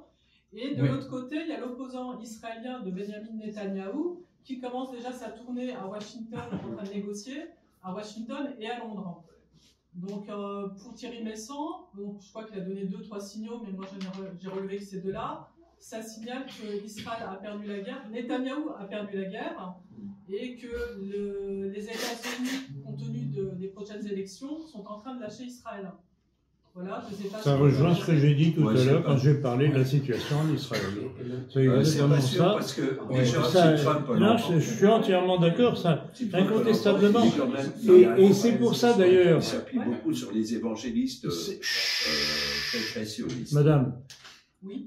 je Donc, continue avec en madame, fait, je donc voulais un savoir, petit peu. voilà, par Oui, rapport à ce que vous disiez. Et il y a une deuxième chose aussi, c'est comment vous interprétez l'arrogance israélienne. C'est-à-dire qu'on nous dit que c'était la meilleure armée du monde. Eux s'autoproclament comme quoi c'était un peuple plus intelligent que les autres. Et comment n'ont-ils pas, si, bon, si, c'est ce qu'ils disent, hein. Ils s'autoproclament, je ne sais pas si c'est vrai ou pas, mais voilà. Comment vous expliquez qu'ils aient sous-estimé comme ça l'image qu'ils donnent via les réseaux sociaux, etc. C'est-à-dire que là, les guerres sont filmées en direct, donc tout le monde a accès, et en plus, les militaires se mettent en scène dans des actions qui ne sont pas du tout dignes, quoi. Est-ce qu'ils ont conscience de la portée de ça, ou est-ce qu'ils à mon avis, non. À mon avis, non. Ils sont enfermés dans leur logique. Et ils n'en sortiront pas. Ils n'en sortiront qu'une fois dans leur corbillard. Ah oui, c'est le peuple Ils sont fous. Ils sont fous et ils perdent d'autant plus les pédales, si on peut dire, qu'ils se rendent compte qu'ils sont impuissants sur les événements. Donc ils perdent sur tous les terrains. Ils perdent la face et ils perdent sur le terrain. Et ils se mettent le monde à dos. Et ils se mettent le monde. Mais là, ils vont avoir du mal à venir sur la scène. Alors, vous avez parlé de Biden, justement, et de la démission, apparemment, je suppose, forcée de la Mulande. Voilà. Bon débarras. Et on nous parle beaucoup de la victoire de Trump. Je la redoute. Oui. Je la redoute, D'accord. parce que Trump, et j'ai vu une de ses dernières déclarations, qui exactement. réglerait le problème de Gaza. Exactement. Il a fait 2 publications C'est un là-dessus. va-t-en-guerre, cet homme. C'est un va-t-en-guerre. Je sais que tout le monde n'est pas d'accord avec ma façon de voir les choses. Et malheureusement, je crains que l'événement ne donne raison. Et je crains malheureusement qu'il arrive au pouvoir. Et qu'on va regretter Biden. D'ailleurs, Et qu'on va regretter Biden, parce qu'il vaut toujours mieux avoir un adversaire déclaré faible qu'un faux ami. Fort. Pour les Américains, c'est nous. Justement, par rapport à ce que vous venez de dire, effectivement, il y a eu deux déclarations qui ont été relayées sur VK, de Trump, où il dit très clairement qu'il allait régler le problème palestinien, et c'était sans ambiguïté. Ah, tout à Au fait, profit d'Israël. évidemment. Ce qu'il faut savoir, ce que les gens ne savent pas, parce qu'ils ne cherchent pas l'information, par paresse, c'est que Trump est juif. Il descend d'une famille allemande qui s'appelle Drumpf. Ok. Je sais. Son père était dans le quartier juif de Brooklyn, a financé tout un tas de choses avec les juifs, lui-même a fréquenté des juifs dans sa jeunesse, etc., etc. Donc forcément, aucun président américain n'a fait autant pour Israël que Trump. Quand les nationaux, entre guillemets, français se mettront ça dans le crâne, ils arrêteront peut-être de nous emmerder avec Trump. C'est ce que d'ailleurs un nombre de commentateurs remarquent justement, c'est que ça aurait été le pire des présidents américains. Évidemment. Non, mais ce qu'on Dans dit de Trump, c'est l'histoire que par rapport à Israël. pendant son précédent mandat, il ne s'est engagé dans aucune guerre. Enfin, c'est ce que les médias disent. Je rappellerai, je rappellerai entre autres bricoles de Trump. Ce qui l'intéresse, c'est les affaires économiques. Je rappellerai entre autres bricoles de Trump qu'il a poussé les Américains à se faire vacciner, imposé. Et l'autre truc, attendez. Il a maintenu les bases en Syrie pour piquer le pétrole, hein. Et que c'est lui qui a fait assassiner le général iranien Soleimani, Absolument. qui était une pièce maîtresse. Ouais. Donc, Tout à fait. Non, en fait, on n'a pas à prendre parti pour ce qui se passe aux États-Unis, finalement. de toute façon, Qui ne concerne que. mais qui restent chez eux, Qui s'occupent de leurs affaires. Puis voilà. Chacun chez soi. Oui, je voulais revenir sur Poutine. Oui, c'est vrai. Je voulais revenir sur Poutine par rapport à ce que vous avez dit qui est très juste. Il est difficile pour nous autres gréco-latins de comprendre les Slaves. Bon. Pourquoi? Parce que les Slaves ont ce site particulier, d'ailleurs les Slaves nordistes, parce que finalement, n'oublions pas que l'origine de la première monarchie russe était Vareg, donc des Vikings de la Baltique Sud. Tout à fait. Bon. Sachant que l'ethnologie nous montre que les Germains, les Scandinaves, les Slaves, les Celtes sont tous issus, et c'est dans les Saintes Écritures, sont tous issus de Japhet, donc les origines sont les mêmes. Bien. Quand on part de ce principe-là, que par ailleurs on sait que finalement Poutine a conservé quand même une certaine influence marxiste. N'oublions pas qu'il a dit qu'il fallait pleurer de la chute de l'URSS. Ok ? Bon. Alors que dans le même temps, il a reproché officiellement, il y a une vidéo d'ailleurs sur YouTube, que je dois avoir quelque part, où il engueule les Lubavitch des millions de morts faits par la révolution de 1917. Exactement. C'est toute l'ambiguïté. Il a donné des Russes. le nom des assassins de, Voilà. de la famille impériale. avec un petit Heineburg. Voilà, absolument. Exactement, il a dit. Donc, Maison Ipatiev. La maison Ipatiev. donc mais il est évident que. Mais c'est très. Poutine est un il y a autre personnage chose, il y a fascinant. autre chose, professeur. Hein? Autre chose, c'est que pour comprendre la Russie, il faut remonter au XVe siècle. Pourquoi? Tout le monde pense que le schisme orthodoxe de la Russie date de l'époque des Grecs au XIIe siècle. C'est faux.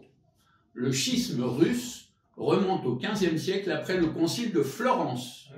Le primat de Russie est rentré à Moscou et a conseillé au tsar de se rallier, d'oublier l'orthodoxie grecque et de se rallier une fois pour toutes, tout en restant avec le rite grec qui existe aussi dans l'Église catholique, se rallier au pape. Savez-vous pourquoi il ne l'a pas fait? Parce qu'à l'instar des Anglais, il a voulu être le chef de l'Église russe.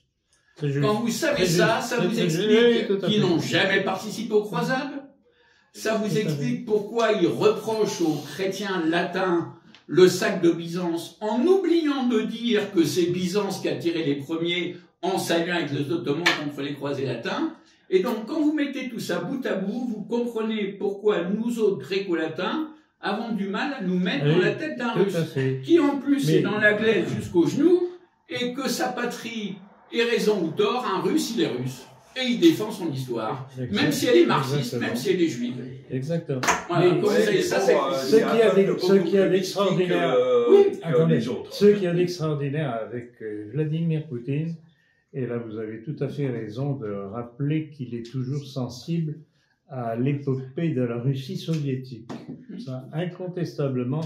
Et il le dit d'ailleurs dans ses premières années, et ce qui l'a fait rentrer en politique, il le décrit d'ailleurs, c'est quand il a été nommé comme représentant des services secrets soviétiques, quand il a été nommé en Allemagne de l'Est, et qu'il a vu s'effondrer l'Empire soviétique. Et ça l'a marqué.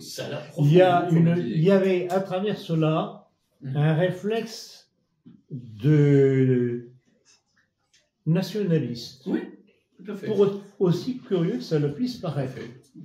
Et c'est à partir de là qu'il a compris que, en fait, que son personnage a commencé à se créer. Donc une volonté de revanche sur un sentiment nationaliste russe. C'est un personnage curieux, complexe, mais comme je disais il y a quelques minutes, prenons ce qu'il y a à prendre. À la ligne, le reste, ça s'explique. Comme vous l'avez très très bien démontré d'ailleurs, bravo. Alors, autre chose, comme j'y suis, j'ai 2-3 petites choses à rajouter.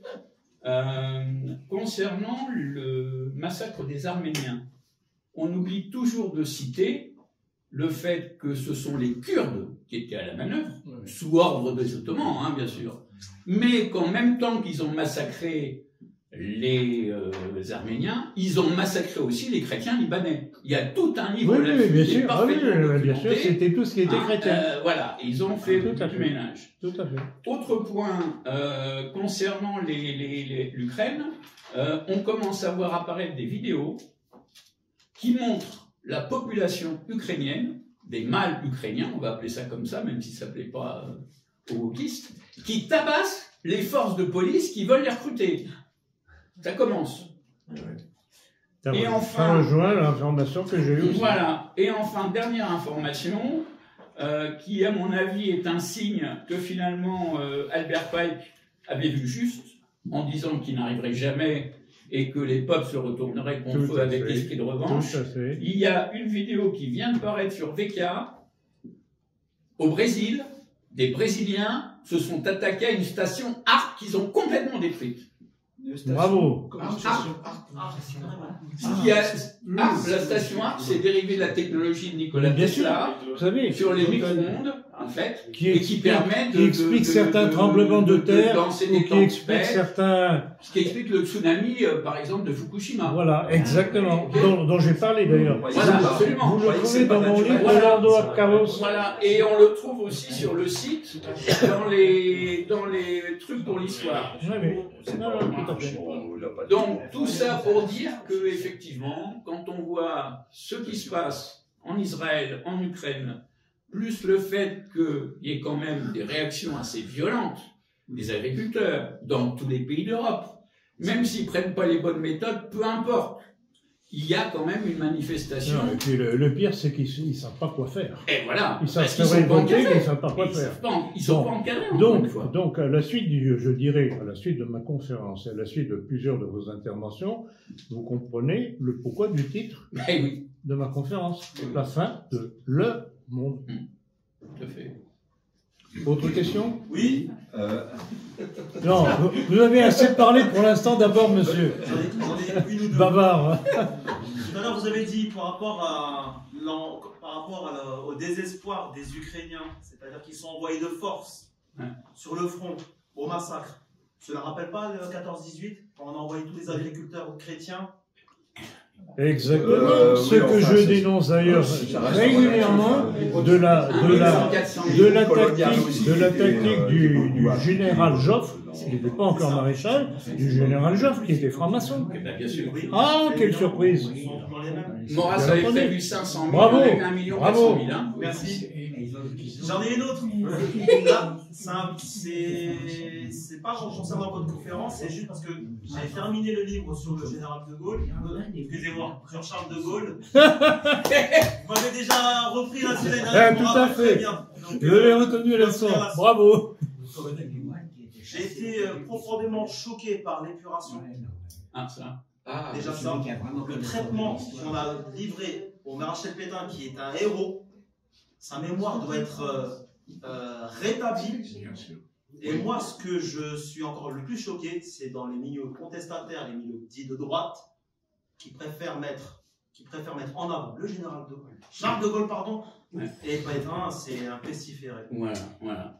À qui le dédoux? Et j'ai À qui le dédoux? Et je lis en plus, parce que tout à l'heure on parlait dans la salle, comme par hasard, je lisais le livre de Xavier Moreau. Il y a un truc qui m'a choqué, c'est qu'on comprend que les gauchistes, tous les gauchistes sont des salopards, et la solution alternative, c'est Général de Gaulle, alors que c'est lui-même. C'est l'épuration, elle est gaulo-communiste. Bien entendu, mais bien entendu. Exactement. Mais bien entendu. Alors, je vous demanderai une chose, comme à tous ceux qui pensaient comme vous venez très bien de l'exposer. Écrivez à Xavier Moreau pour lui dire, mais arrêtez avec votre gaullisme. Alors, petite histoire. L'automne dernier, j'ai eu un contact qui s'est présenté un beau jour, un brave agriculteur d'Alsace, qui se révèle d'ailleurs être un excellent élément, et qui m'a invité pour donner une conférence dans son coin. Et à cette conférence se trouvait un Suisse qui, à la fin de ma conférence, vient me trouver et me dit « Bravo, merci, etc. etc. Pourquoi ne prenez-vous pas contact avec Xavier Moreau ?» Moi, je lui réponds, écoutez, pour une bonne raison, d'abord, bon, je manque un petit peu de temps, puis je n'ai pas ses coordonnées, je ne vais pas chercher. Si vous les avez, bon, volontiers. Il me dit, je vous les envoie. Et quelques jours de là, il m'envoie un mail, me donnant les coordonnées de Moreau, et me disant qu'il avait contacté Moreau pour lui dire que j'avais écrit un livre sur De Gaulle, qu'il ferait bien de lire, et que j'allais le lui envoyer. Donc, évidemment, j'envoie mon livre, avec accusé de réception, la petite étiquette, donc en principe, le livre est arrivé. Silence. Pas d'accusé de réception, silence. Alors, moi, je me demande toujours, bon, a-t-il reçu ou pas? Enfin, quand même, c'était envoyé avec la petite étiquette tout de même de suivi. Si c'est pas la bonne adresse, ça revient, ça m'est déjà arrivé. Oui. Moi, je suis parvenu. Donc, de prime abord, il a dû le recevoir. Donc, de grâce, écrivez à Xavier Moreau pour lui remonter les bretelles. J'ai presque fini ma lettre. J'ai presque fini ma lettre. Vous me l'aviez demandé, j'ai presque fini. J'ai trouvé Vous l'avez fait? Vous avez eu une réponse? Non, je ne l'ai pas encore envoyée, mais je l'ai écrite. Je l'envoie la semaine prochaine. Puisque vous parlez de Gaulle, est-ce que vous connaissez les livres d'Henri de Kérillis? Oui. Ou d'Henri de Fauconcourt? Non. Kérillis ne le trouverez certainement pas, ça a été édité aux États-Unis pendant la guerre de 40. Ça va être difficile à trouver ici. Et Fauconcourt, c'était avec Chéry qui l'a réédité, donc ça doit se trouver. Ça vaut le coup de le lire. Moi, personnellement, évidemment, j'ai suivi toutes ces choses depuis l'AEF en 1940. Ah oui, d'accord. Eh oui, 1945. Eh oui, alors vous savez, je suis vacciné. sans avoir une injection. Écoutez, quand on connaît un tant soit peu, quand on connaît un tant soit peu le parcours de Gaulle, l'individu qui, en 1916, avait réussi à se soustraire à l'envoi au front, en restant dans l'état-major, jusqu'au moment où, du fait des pertes en officiers sur le front, on a raclé les fonds de tiroir, il a été obligé de partir au front. Et que s'est-il passé? Ce héros, le lendemain de son arrivée, il lève le drapeau blanc, alors que celui qu'il venait de remplacer avait tenu face aux Allemands. C'est documenté, vous l'aurez dans mon livre, vous l'avez ici, mon livre. C'est documenté par des officiers français qui en ont été témoins et par des officiers allemands.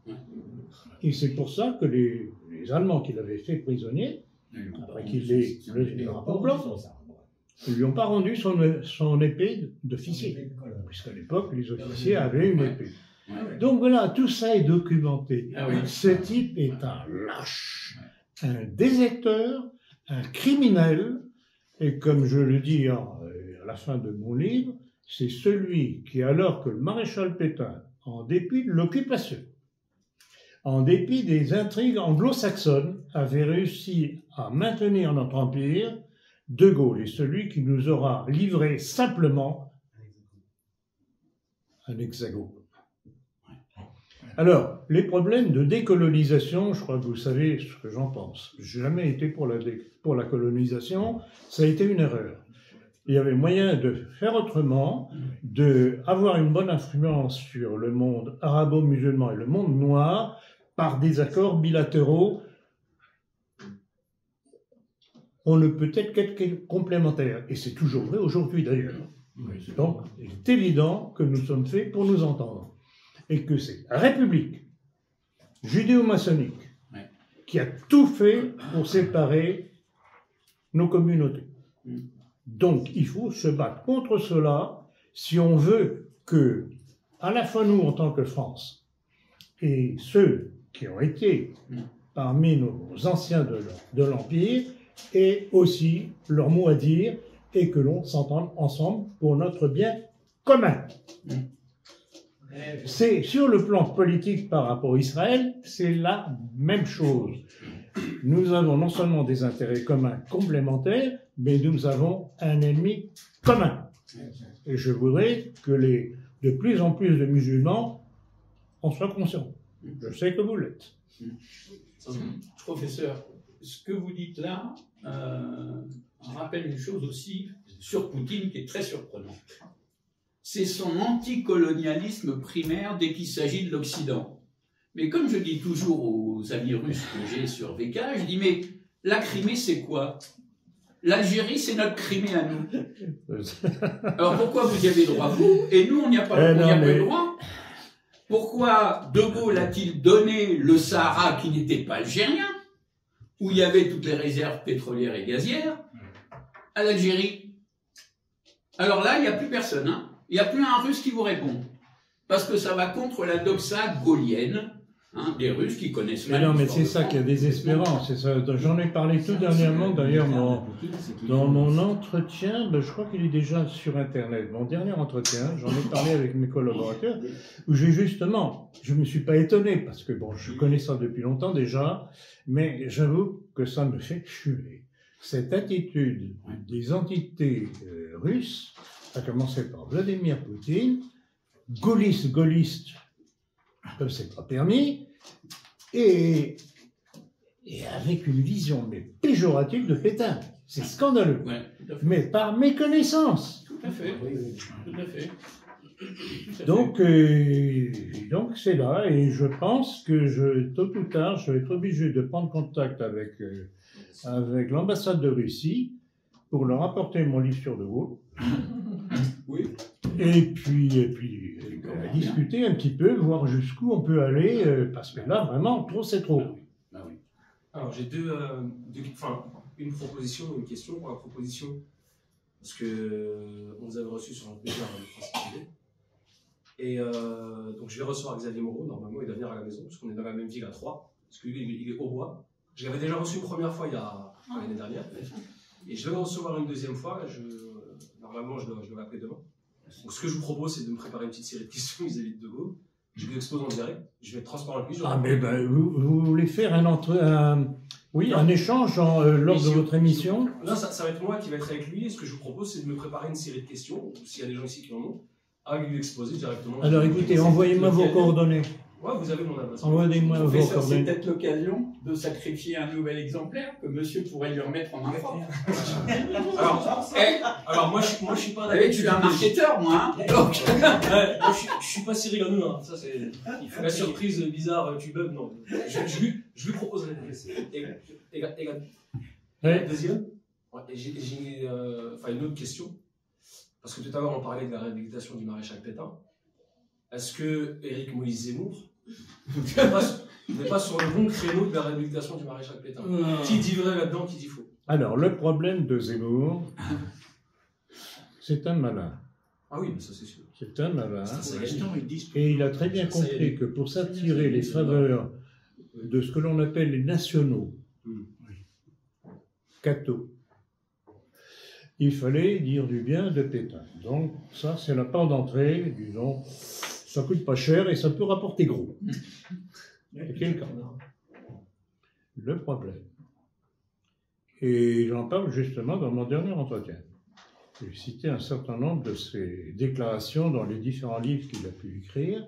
C'est que c'est un falsificateur de l'histoire de France. Il essaye de construire une histoire de France à la juive. Bien sûr. Quand il vous dit que de tout temps, la France et Israël ont été ensemble, des amis, etc. Ah bon? Il me semble tout de même qu'il y a eu, et c'est même la LICRA, c'est la LICRA, je crois, moi que ce soit le CRIP, non, je crois que c'est la LICRA, qui a publié une petite plaquette. C'est un médecin juif qui a fait le travail, une petite plaquette recensant les 13 expulsions de communautés juives par les rois de France. Oui. Alors, l'amitié entre Israël, qui n'existait pas, et la France, ah bon, je savais pas. Bon, premièrement. Donc, falsificateur de l'histoire de France. En plus de ça, l'individu qui vous parle froidement de Saint-Louis, roi juif. Bon, il ne faut tout de même pas trop pousser non plus. Donc, voilà. Donc, pour moi, Zemmour, je ne vais pas dire de gros mots. Vous savez très bien, j'hésite toujours d'insulter. Mais c'est un falsificateur de l'histoire de France. Et je ne comprends pas l'engouement des nationaux et des catholiques pour cet individu. Simplement parce qu'il leur dit « J'aime la France ». Et je leur réponds « Laquelle ? Celle de Clovis ou celle de Crémieux ?» Ils sont fascinés par lui parce que c'est un beau parleur. Oui, parce qu'ils attendent un beau parleur, très bien. Bon, oui, madame. Xavier Moreau n'allait pas aussi bien qu'on lui envoie. Nous sommes à plusieurs, nous devons envoyer des messages, il ne répond pas. Quoi, Zemmour? Il ne répond pas. Xavier Moreau. Ah, Xavier Moreau. Ah, vous avez écrit? Non, oui aussi. Mais je ne suis pas le seul. Nous sommes plusieurs. Non, mais attendez, je n'ai pas compris. Est-ce que vous avez écrit à Xavier Moreau? Oui. Il vous a répondu? Réponse. Jamais. Et nous sommes plusieurs, je ne suis pas le seul. Donc, voilà la question. C'est bon à savoir, donc, que j'enregistre que vous et d'autres avez écrit à Xavier Moreau pour l'interroger sur son gaullisme, il ne vous a pas répondu. C'est bien ça? Oui. Très bien, c'est noté. Madame. C'est normal, il ne peut pas répondre parce qu'il n'y a pas d'argument. Mais bien entendu, il ne peut pas. On lui met son nez là. Bon. Madame. Pardon. Les auteurs dont je vous ai parlé étaient pris dans la guerre de 40, c'est-à-dire qu'ils ont vécu ce qu'ils ont écrit sur De Gaulle. Hein, vous savez, Ordioni, je ne sais qui celui-là, j'ai reçu Ordioni, Fauconcourt et De Kérélis, c'était des gens qui étaient des acteurs et qui donc l'ont fréquenté, ont vu ce qu'il y avait. Je dis sincèrement, au moins essayer de trouver le bouquin de Fauconcourt, la naissance du mythe gaulliste. Oui. Bon, madame. C'était juste pour revenir sur le nationalisme russe dont parlait monsieur, je n'ai pas retenu votre nom, c'est que justement récemment Youssef Indy parle qu'un pilier de l'affaiblissement d'Israël, c'est une forte communauté russe en Israël justement, oui, qui n'est pas forcément juive déjà, mais qui tient en fait des hauts postes, l'intelligentsia israélienne. Exact. Serait d'origine russe, mais pas forcément juive, non. Donc il fait un peu office de la 5e colonne pour Poutine en fait. Et c'est une des hypothèses qui a été émise par Youssef Indy. Moi je ne suis pas là pour l'actualité, mais en fait ça me permet de rebondir sur ce que vous disiez, c'est-à-dire qu'ils sont russes avant tout, c'est ce que disait Youssef Indy. Israélites ou pas israélites, ils sont russes avant tout, et comme ils tiennent les hauts postes, ça peut être néfaste justement pour l'identité israélienne. Ils ont émigré pour fuir le communisme. Pour fuir le communisme, mais ils ne sont pas forcément... et ils ne sont pas russes. Ils ne sont pas, juifs, mais ils sont pas juifs, mais ils sont russes. Voilà. Oui, mais bon. C'est vrai, c'est vrai. Oui, c'est C'est exact. Ils sont pas juifs ou ce sont des faux convertis? Non, c'est des juifs non pratiquants officiellement, alors qu'en fait ce sont des Russes. Ce sont des Russes. Mais pas plus pratiquants que ça, non plus. Ils vont pas à l'église orthodoxe de Jérusalem, certainement pas. Mais ils sont de sang russe et non pas juifs. Et ils sont nationalistes. Non, ils sont juifs, mais ils ne pratiquent absolument pas. Non, De toute façon, à Tel Aviv, personne ne pratique, ils s'en foutent complètement. Ah bah oui. Tu ne peux pas les attaquer sur la juiverie parce qu'ils sont obligés de les suivre. Merci. Tout ce qu'on a entendu est fort intéressant, mais qu'est-ce que vous avez comme vision pour réparer les choses? Comment peut-on réparer les choses? Alors moi je suis en Belgique, je suis Philippe Van Langendonk, je suis avocat au barreau de Bruxelles, et j'entends M. Macron qui dit on est prêt à envoyer des troupes, enfin il a employé d'autres mots, peu importe. Est-ce que Macron n'est pas une marionnette de Vanguard ou BlackRock, c'est-à-dire de gens qui jouent au casino avec la pension, qui éliminent des pensionnés avec des vaccins ou autre chose? Et est-ce que l'on ne devrions-nous pas renationaliser les pensions? Et comme ça, on va remettre tout un système plus sain pour l'avenir de nos enfants et de nos générations. Parce que si on laisse les pensions à des vautours, à des fauteurs de guerre mondiale, de tout ce qu'on veut... De toute façon, je suis d'accord avec vous. Bon, Macron est une marionnette, mais enfin une marionnette vraiment très volontaire. Volontaire, il en est. Vous savez qu'il est d'origine juive, Macron. Oui, mais quand il parle, c'est comme s'il avait sa note pour ses... Oui, d'accord. Alors, l'éternel problème qui se pose, et vous n'êtes pas le seul à me poser la question, c'est en fait, c'est que faire. Oui. Le problème, quand on regarde l'échiquier politique, pour l'instant, la seule chose que l'on peut faire, et c'est ce à quoi je m'attache, c'est informer, expliquer. Il faut reformer une élite politique d'où sortira un jour une force. On ne peut pas aller plus vite que la musique continue. Écoutez, une chose que je répète très souvent, c'est qu'il nous manque tous ceux qui n'ont pas été formés par ceux qui ont été massacrés par l'épuration gaulliste. Il n'y a pas eu la transmission qui aurait dû se faire de génération en génération. La droite manque de ces cadres. Et c'est pour ça que j'existe, si j'ose dire. C'est pour justement recréer ça. Est-ce que c'est pas le monsieur de Gaulle qui a dit l'Europe, c'est de Lisbonne à Vladivostok? Oui, mais ce sont des paroles, ça. C'est d'ailleurs pour ça que Poutine et les Russes en général disent bravo à De Gaulle. Oui. Tout simplement. C'est aussi bête que cela. Non, il n'a pas tort. Il Sur le plan de la géographie, mais c'est encore une Mais le problème, c'est que c'est une image. Mais que mettons à l'intérieur comme politique? C'est ça qui compte. Les Américains, ils ont fait ça en Ukraine. Donc le problème est très simple. Il faut former des intelligences, il faut former une nouvelle élite nationaliste. On n'en sortira pas. On ne peut pas aller plus vite que la musique. Et c'est pas avec le Rassemblement national, les Zemmour et compagnie qu'on y arrivera. Ça, c'est certain. L'action française a commencé ça. Oui, ça a été le premier pas. Est-ce que vous prenez de sortir de l'Union européenne? Hein? Est-ce qu'il faut sortir de l'Union européenne? Ben oui, évidemment. Il faut récupérer notre puissance nationale sur le plan économique, militaire, surtout tout ce qui fait la puissance d'une nation. Et la souveraineté monétaire. Pas d'autres questions? Alors on va passer, si vous voulez bien, à une dernière. Au business. Vous avez mis longtemps. C'est une question, on va dire, un petit peu provocatrice volontairement. Qu'est-ce que vous pensez de la thèse de Pierre Hillard concernant le projet de Vladimir Poutine sur un mondialisme, Bah écoutez, si vous me posez la question, c'est que vous connaissez déjà ma réponse. Non, justement, je ne la connais pas. Vous la connaissez. Si, mais j'avoue que je ne comprends pas le raisonnement de Hillard. Quand on connaît les positions de Poutine sur le plan de politique générale et sur le plan de politique familiale en Russie, bah, il est des nôtres. Alors qu'est-ce qu'il vient vous expliquer que Poutine serait un mondialiste alors qu'il fait tout pour détruire le mondialisme? Non. Il n'a rien compris. Et c'est ça qui est pathétique.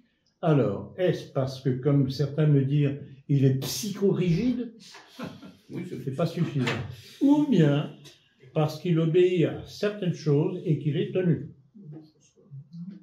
Parce que, en fait, le fond du problème, c'est que nous vivons aujourd'hui, c'était un petit peu aussi l'objet de ma conférence, l'affrontement entre le monde unipolaire sous la direction des États-Unis et du Deep State et le monde multipolaire que Poutine veut instaurer avec ses alliés.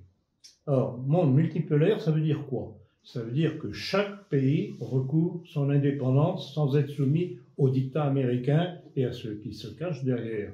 Voilà, c'est pour ça que je ne peux pas être d'accord avec Hillard. Et alors, pourquoi est-ce que Hillard se refuse systématiquement de débattre avec moi, alors que je lui ai proposé depuis longtemps, que je l'ai répété à plusieurs reprises, que nombre d'entre vous qui m'interrogent, mais pourquoi vous ne discutez pas avec monsieur Hillard? Je leur réponds, ben écoutez, posez-lui les questions, et ils me répondent, ah ben j'ai pas de réponse. Ça m'intéresse pas. Ça m'intéresse pas. Excusez-moi, il a prétexté que vous l'avez insulté lors de vos entretiens. Ah oui, alors, c'est faux. qu'on me cite quand est-ce que je l'ai insulté, pauvre chéri. C'est faux, c'est faux. Si lui dire que c'est un esprit faux ou bien qu'il est douteux, c'est une insulte, oui, d'accord. Il faut être sérieux quand même. C'est un reproche. Bon. Une question, quelles sont les menaces qui pèsent actuellement sur l'Iran? Sur quoi? Sur l'Iran. Bah, c'est une guerre. Comment? Une guerre? Ouais. Mais, une guerre, tout simplement. Non, mais est-ce que les États-Unis menacent de bombarder l'Iran? Oui, alors. Passe. Le problème, c'est qu'ils hésitent parce qu'ils ne savent pas très bien ce qui les attend. Ouais, ça c'est vrai aussi. En même temps, ils ont le Parce qu'on sait toujours quand commence une guerre. Mais on ne sait jamais comment elle se termine. Et quand on voit, justement, je reviens au sujet de ma conférence, quand on voit ce qui se passe sur le terrain entre Israël et le Hamas, une attaque conjointe Israël-États-Unis contre l'Iran, je sais pas. Bon courage. Bon courage. Bon, on arrête là.